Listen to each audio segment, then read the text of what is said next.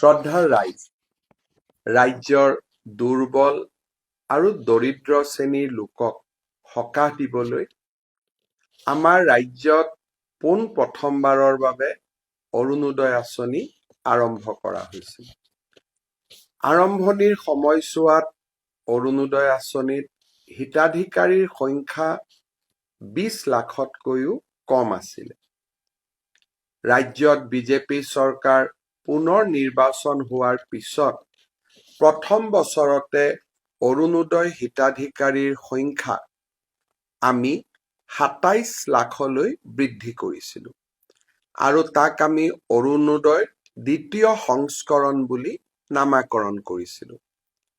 লোকসভা নিৰ্বাচনৰ প্ৰাক মুহূৰ্তত অসমৰ বিভিন্ন সভা সমিতিয়ে যাওঁতে মই ৰাইজক আশ্বাস দিছিলোঁ যে ৰাজ্যৰ বিত্তীয় পৰিস্থিতিৰ প্ৰতি লক্ষ্য ৰাখি আমি অনাগত দিনত এই আঁচনিখনক আৰু অধিক সম্প্ৰসাৰণ কৰাৰ ব্যৱস্থা কৰিম।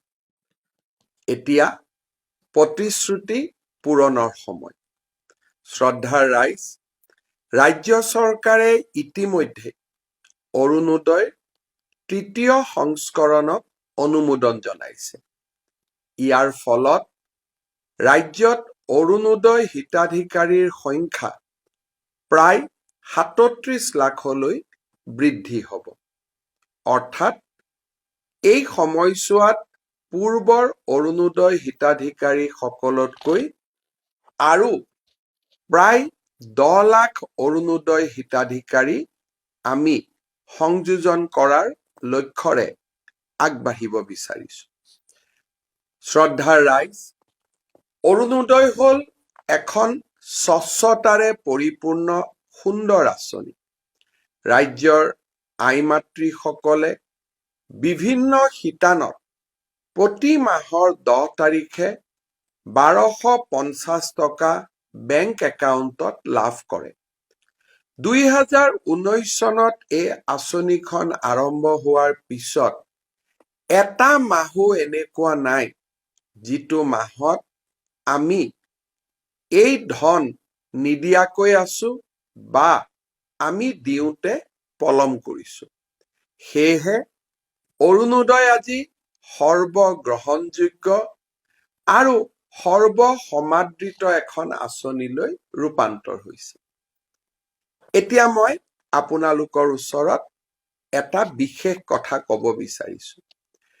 অৰুণোদয় আঁচনিৰ হিতাধিকাৰী আমি গাঁও সভাৰ জৰিয়তে চিনাক্তকৰণ কৰোঁ আৰু গাঁও সভা এইবাৰ আমি ৰাজহ গাঁৱৰ পৰিৱৰ্তে আমি প্ৰতিটো পুলিং বুথ অৰ্থাৎ নিৰ্বাচনত ভোট দিয়াৰ বাবে আমি যি বুথ কেন্দ্ৰ ৰচনা কৰোঁ সেই বুথ কেন্দ্ৰ অনুসৰি এইবাৰ আমি গাঁও সভা অনুষ্ঠিত কৰিব বিচাৰিছো। আজিৰে পৰা অৰ্থাৎ 15 ডিচেম্বৰৰ পৰা 28 ডিচেম্বৰ পৰ্যন্ত অৰুণোদয় হিতাধিকাৰী নিৰ্বাচনৰ বাবে গাঁও সভা অনুষ্ঠিত হ'ব। এটা কথা মনত ৰাখিব, যিসকলে অৰুণোদয় ইতিমধ্যে পাই আছিল তেওঁলোকেও পুনৰ এবাৰ এই গাঁও সভাৰ জৰিয়তে নিৰ্বাচিত হ'ব লাগিব। কাৰণ এইবাৰ আমি অৰুণোদয় আধাৰ আৰু ৰেচন কাৰ্ডৰ লগত সংযোজন কৰিম যাতে এই আঁচনিখনৰ স্বচ্ছতা সকলোৱে দেখিবলৈ পায়। কেতিয়াবা আমি অৰুণোদয় হিতাধিকাৰীক ফোন কৰোঁ যে আপুনি অৰুণোদয় পাই আছেনে? ফোনত কথা কোৱা মানুহজনে কয় মই অৰুণোদয় পোৱা নাই। পিছত গম পোৱা যায় যে একেটা ফোন নম্বৰে কেইবাজনো হিতাধিকাৰীয়ে ব্যৱহাৰ কৰাৰ বাবে এনেকুৱা পৰিৱেশ দেখিবলৈ পোৱা যায়। কিন্তু যেতিয়া আমি অৰুণোদয়ক ৰেচন কাৰ্ড আৰু আধাৰ নম্বৰৰ লগত সংযোজিত কৰিম তেতিয়া আমাৰ মনত কোনো ভয় আৰু শংকা নাথাকিব। সমগ্ৰ ভাৰততে আমি বুকু ফিন্দাই ক'ব পাৰিম যে অৰুণোদয় এখন স্বচ্ছতাৰে পৰিপূৰ্ণ আঁচনি। সেয়েহে ৰাইজ, যিসকলে অৰুণোদয় পাই আছিল তেওঁলোকেও যাতে গাঁও সভাত উপস্থিত থাকে। আৰু যিহেতু এইবাৰ প্ৰায় প্ৰতিটো সমষ্টিতে 8,000 পৰা 9,000কৈ অৰুণোদয় হিতাধিকাৰী বাঢ়িব, একোটা সমষ্টিতে 30,000ৰ ওচৰা-ওচৰি অৰুণোদয় হিতাধিকাৰী হ'ব। সেইকাৰণে নতুন অৰুণোদয় বিচৰা লোকসকলো এই গাঁও সভাত উপস্থিত থকাটো অতিকে প্ৰয়োজনীয়। শ্ৰদ্ধা ৰাইজ, অৰুণোদয় কোনে পাব লাগে আৰু অৰুণোদয় কোনে পাব নালাগে তাৰ বিষয়ে ইতিমধ্যে আমি বহুলভাৱে চৰ্চা কৰিছো। মই আগতে কোৱাৰ দৰে অৰুণোদয় পাবৰ বাবে এখন বৈধ ৰেচন কাৰ্ড লাগিব।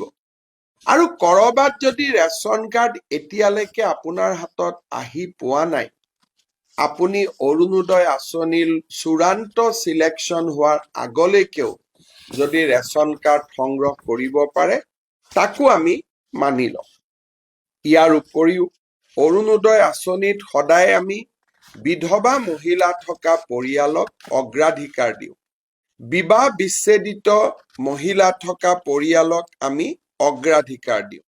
যি পৰিয়ালত দিব্যাংগ ব্যক্তি আছে সেই পৰিয়ালক অৰুণোদয় আঁচনিত আমি অগ্ৰাধিকাৰ দিওঁ।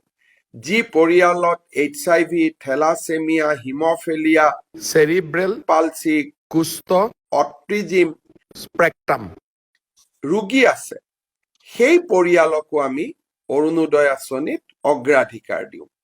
দ্বিতীয়তে, যিসকল মহিলা বৃদ্ধাশ্ৰমত আছে, যিসকল মহিলাই ভিক্ষা কৰি মানুহৰ ঘৰত খুজি মাগি খায়, তেওঁলোককো অৰুণোদয় আঁচনিত অগ্ৰাধিকাৰ দিয়া হয়।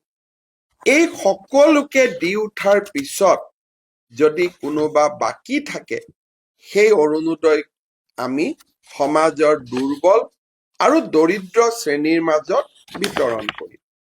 অৰুণোদয় আঁচনিত চৰকাৰী কৰ্মচাৰীসকল অন্তৰ্ভুক্ত হ'ব নোৱাৰে।